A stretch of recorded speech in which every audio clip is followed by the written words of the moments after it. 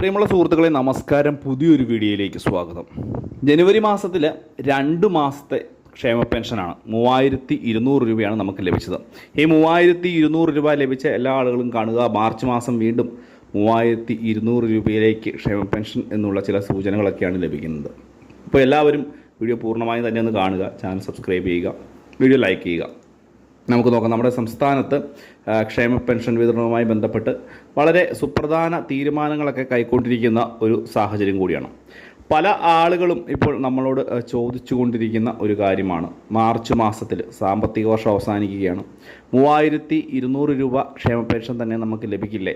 1600 രൂപ അല്ല, കുടിശ്ശിക കൂടി ചേർത്ത് 3200 രൂപ തന്നെ ലഭിക്കില്ലേ എന്നുള്ള പല കാര്യങ്ങളുമാണ് ചോദിക്കുന്നത്. നമുക്കറിയാം, ക്ഷേമ പെൻഷൻ കുടിശ്ശിക ഇനത്തിൽ ഇനി തുക കിട്ടാൻ കിടക്കുകയാണ്. 3 മാസത്തെ തുക കൂടി കുടിശ്ശികയുണ്ട്, അതുകൂടി നമുക്ക് ലഭിക്കേണ്ടതായിട്ടുണ്ട്. ഇതുമായി ബന്ധപ്പെട്ട് സംസ്ഥാന ധനകാര്യ മന്ത്രി തന്നെ പറഞ്ഞിരിക്കുന്ന ഒരു കാര്യം നമുക്കറിയാം. ഈ ഒരു പെൻഷൻ തുക, കുടിശ്ശിക ഇനത്തിലുള്ള പെൻഷൻ തുക 2026 കൊടുത്തു തീർക്കും.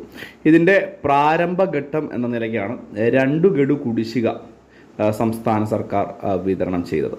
നമുക്ക് അറിയാം, ഇത് മാത്രവുമല്ല, ക്ഷേമ പെൻഷൻ വാങ്ങുന്നതിൽ വളരെയധികം ആളുകൾക്ക് ഇതൊരു സാമ്പത്തിക സഹായം എന്നതിലുപരി അവർക്ക് അവരെ നിത്യജീവിതം കഴിഞ്ഞു പോകാനുള്ള ഏക വരുമാന മാർഗമായിട്ട് വാർദ്ധക്യത്തിൽ ബുദ്ധിമുട്ടുന്ന പലർക്കും ഇത് ഈ ഒരു തുക ആകുന്നുണ്ട്. അല്ലെങ്കിൽ ഈ ഒരു തുക 1600 രൂപ അവർക്ക് വലിയൊരു സഹായമാകുന്നുണ്ട്.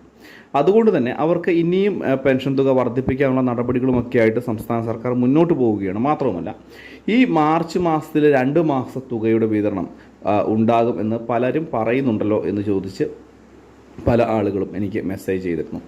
നമ്മുടെ സംസ്ഥാനത്തെ ധനകാര്യ മന്ത്രി തന്നെ പറഞ്ഞിരുന്ന ഒരു കാര്യം പൊതുജനങ്ങളെല്ലാവരും ഒന്ന് അറിഞ്ഞു വെക്കണം. നമുക്കറിയാം, ഈ സാമ്പത്തിക വർഷത്തിൽ 2 ഗഡു കുടിശ്ശിക തുക വിതരണം ചെയ്യുമെന്നാണ് സംസ്ഥാനത്തെ ധനകാര്യമന്ത്രിയും സംസ്ഥാന മുഖ്യമന്ത്രിയും ഉൾപ്പെടെ അറിയിച്ചത്.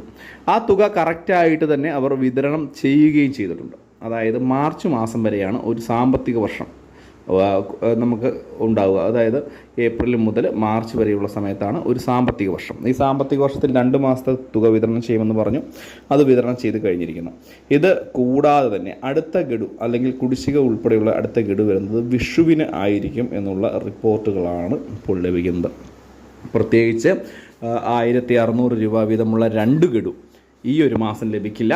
അടുത്ത മാസം, അതായത് ഏപ്രിൽ മാസത്തിൽ തുകയുടെ വിതരണം ഉണ്ടാകും. വിഷു അതുപോലെ തന്നെ മറ്റ് പെരുന്നാൾ ഉത്സവങ്ങളൊക്കെ ഉള്ളതുകൊണ്ട് തന്നെ അടുത്ത മാസത്തിൽ തുക വിതരണം ഉണ്ടാകും എന്നുള്ള സൂചനകൾ തന്നെയാണ് നമുക്ക് ലഭിക്കുന്നത്. ഈ ഒരു കാര്യം പൊതുജനങ്ങളൊന്ന് മനസ്സിലാക്കി വെക്കുക.